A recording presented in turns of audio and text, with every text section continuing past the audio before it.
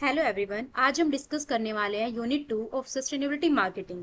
इस यूनिट में हम मेजरली 5 टॉपिक्स कवर करेंगे। First is our sustainability opportunities, second is marketing environment, third is STP, fourth is creating value through sustainability and fifth is sustainable marketing mix and holistic approach. इस सारे topics में से जो सबसे major most important topic है वो है STP, that is segmentation, targeting and positioning. So पहले समझते हैं सस्टेनेबिलिटी अपॉर्चुनिटीज का मीनिंग। जब कोई कंपनी इन्वायरमेंट और सोसाइटी को ध्यान में रखकर प्रोडक्ट्स या सर्विसेज डेवलप करती है और उससे प्रॉफिट भी अर्न करती है, उसे सस्टेनेबिलिटी अपॉर्चुनिटीज कहते हैं।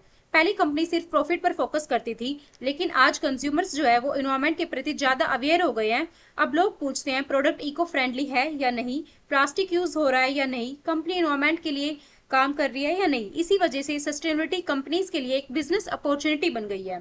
फॉर एग्जाम्पल, पहले शॉपिंग के लिए प्लास्टिक बैग्स यूज होते थे, अब लोग क्लॉथ बैग और जूट बैग प्रीफर करते हैं। इससे प्लास्टिक पोल्यूशन कम होता है, इन्वायरमेंट सेफ रहता है, कंपनी को न्यू मार्केट मिल जाती है। ये ही सस्टेनेबिलिटी अपॉर्चुनिटीज है। अब हम देखते हैं benefits of sustainability opportunity. Company को सस्टेनेबिलिटी अडॉप्ट करने से कई बेनिफिट्स मिलते हैं। Like first is our better brand image. Customer environmentally responsible company को ज्यादा ट्रस्ट करते हैं। For example, Tata and Amul जैसे ब्रांड की इमेज स्ट्रॉन्ग है क्योंकि ये सोशल रिस्पॉन्सिबिलिटी एक्टिविटीज में पार्टिसिपेट करते हैं। सेकंड है कॉम्पिटेटिव एडवांटेज। अगर कॉम्पिटिटर्स इको फ्रेंडली प्रोडक्ट नहीं दे रहे और आप दे रहे हो तो कस्टमर्स आपको चूज करेंगे। थर्ड है customer loyalty. Customers environmentally responsible brand के साथ लॉन्ग टर्म रिलेशनशिप बनाते हैं। Fourth is long term profitability. Sustainability future oriented approach है, इससे कंपनी लॉन्ग टर्म में प्रॉफिट अर्न कर सकती है। अब नेक्स्ट टॉपिक है हमारा मार्केटिंग इन्वायरमेंट। मार्केटिंग इन्वायरमेंट का मतलब है वो सब फैक्टर्स जो कंपनी के मार्केटिंग डिसीजंस को इन्फ्लुएंस करते हैं। ये फैक्टर्स कंपनी के अंदर भी हो सकते हैं और बाहर भी हो सकते हैं। मार्केटिंग इन्वायरमेंट दो टाइप्स का होता है, माइक्रो इन्वायरमेंट और मैक्रो इन्वायरमेंट। अब हम पहले पढ़ते हैं micro environment. Micro environment company के क्लोज फैक्टर्स होते हैं, इसमें इंक्लूड होते हैं कस्टमर, सप्लायर, कॉम्पिटिटर और इंटरमीडियरीज। कस्टमर्स बिजनेस का सबसे इंपॉर्टेंट पार्ट होते हैं। आज कस्टमर सस्टेनेबल प्रोडक्ट डिमांड कर रहे हैं। फॉर एग्जांपल, लोग प्लास्टिक बोटल्स की जगह स्टील वाटर बोतल खरीद रहे हैं। सेकंड है supplier. Suppliers raw material provide करते हैं। अगर supplier sustainable raw material provide करेंगे तो कंपनी भी सस्टेनेबल प्रोडक्ट्स बना पाएगी।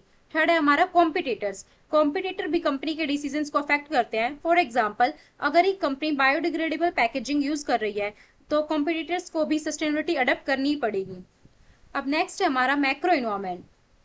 Macro environment broader external factor होते हैं, जैसे कि economic factor, social factor, technological factors. So हम पहले पढ़ते हैं इकोनॉमिक फैक्टर। इसमें इनकम लेवल, इन्फ्लेशन और परचेजिंग पावर, इन सबसे बिजनेस अफेक्ट होता है।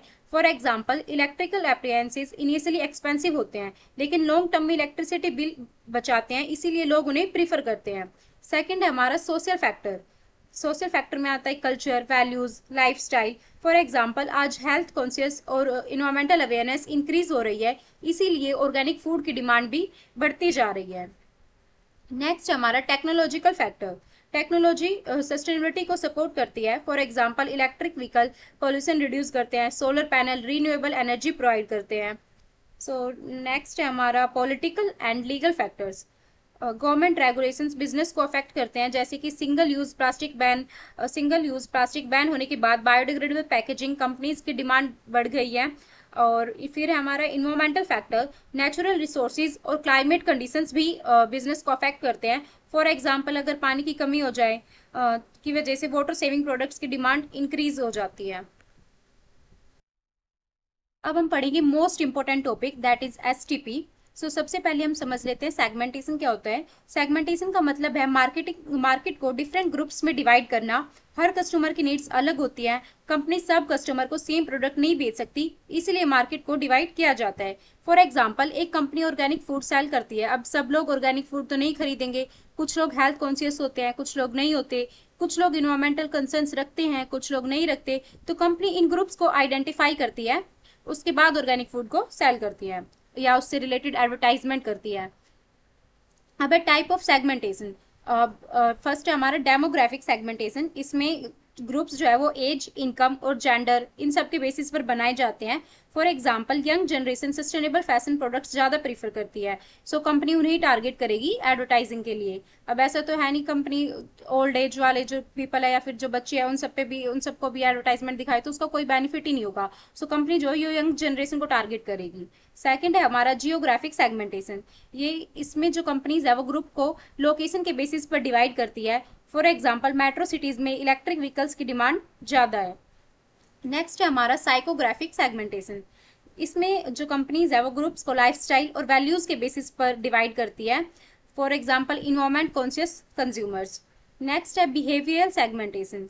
बिहेवियरल सेगमेंटेशन में जो कस्टमर्स है वो बाइंग बिहेवियर के बेसिस पर डिवाइड होते हैं।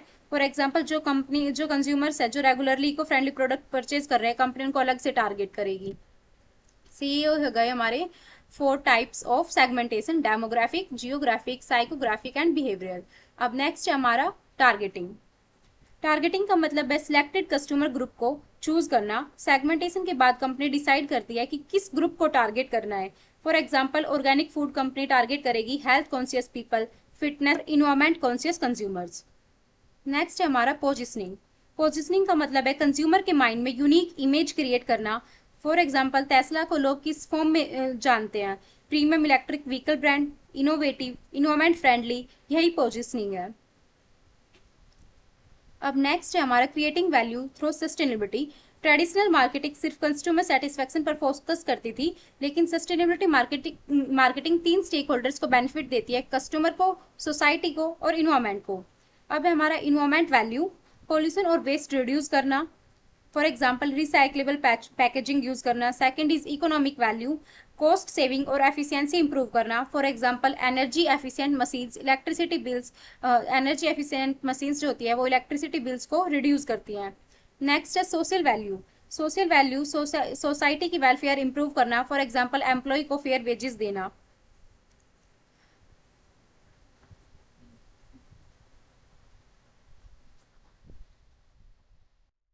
अब नेक्स्ट टॉपिक हमारा designing the marketing mix. Marketing mix को 4 पीस भी कहा जाता है। इसमें आता है product, price, place, promotion. Sustainability marketing में इन सब को इन्वायरमेंट फ्रेंडली बनाया जाता है। प्रोडक्ट सस्टेनेबल होना चाहिए, इस फीचर्स लाइक रिसाइक्लेबल हो, ड्यूरेबल हो, एनर्जी एफिशिएंट हो, बायोडिग्रेडेबल हो। For example use still water bottle instead of plastic bottle. Second है हमारा प्राइस। प्राइस सस्टेनेबिलिटी बेनिफिट को रिफ्लेक्ट कर सकता है। For example organic food normal food से एक्सपेंसिव होता है। क्यों? क्योंकि उसकी प्रोडक्शन प्रोसेस इन्वायरमेंटली फ्रेंडली होती है। नेक्स्ट है हमारा प्लेस। प्लेस का मतलब डिस्ट्रीब्यूशन, प्रोडक्ट्स कस्टमर तक कैसे पहुंचाते हैं। For example electric delivery vans use करना फ्यूल कंजम्पशन और पॉल्यूशन दोनों रिड्यूस करता है। अगर हम इलेक्ट्रिसिटी डिलीवरी वैन्स यूज करेंगे तो उससे हमारा फ्यूल का जो कंजम्पशन है वो भी बचेगा और पॉल्यूशन भी कम होगा। नेक्स्ट है हमारा प्रमोशन। प्रमोशन का मतलब एडवर्टाइजिंग और कम्युनिकेशन। कंपनीज कस्टमर्स को बताती है कि उनके प्रोडक्ट सस्टेनेबल है। For example we use recyclable packaging, we reduced carbon emissions. अब कभी कभी कंपनीज फॉल्स इन्वायरमेंटल क्लेम्स करती है, इसे ग्रीन वॉश कहते हैं। अब ये टर्म एग्जाम के लिए इंपॉर्टेंट बन सकता है, ग्रीन वॉशिंग। अब नेक्स्ट टॉपिक है हमारा holistic approach to sustainability. Holistic approach का मतलब है सस्टेनेबिलिटी को बिजनेस के हर डिपार्टमेंट में अप्लाई करना, सिर्फ मार्केटिंग में नहीं। फॉर एग्जांपल एक क्लॉथ कंपनी है, सो उसका रॉ मटेरियल हमें ऑर्गेनिक कॉटन हम यूज कर सकते हैं। मैन्युफैक्चरिंग के लिए हम एनर्जी एफिशिएंट इक्विपमेंट्स यूज कर सकते हैं। पैकेजिंग के लिए हम रिसाइक्लेबल पैकेजिंग यूज कर सकते हैं। अगर हमें इसको ट्रांसपोर्ट करना है तो हम इलेक्ट्रिक व्हीकल्स यूज कर सकते हैं। एम्प्लॉयज को फेयर वेजेस देना, कस्टमर्स को रिस्पॉन्सिबल कंजम्पशन अवेयरनेस। जब सस्टेनेबिलिटी हर स्टेज पर अप्लाई होती है इसे होलिस्टिक अप्रोच कहते हैं। यहाँ पे यही लिखा हुआ है कि रॉ मटेरियल कैसा यूज करना चाहिए, मैन्युफैक्चरिंग कैसे करनी चाहिए, एम्प्लॉय का वेलफेयर।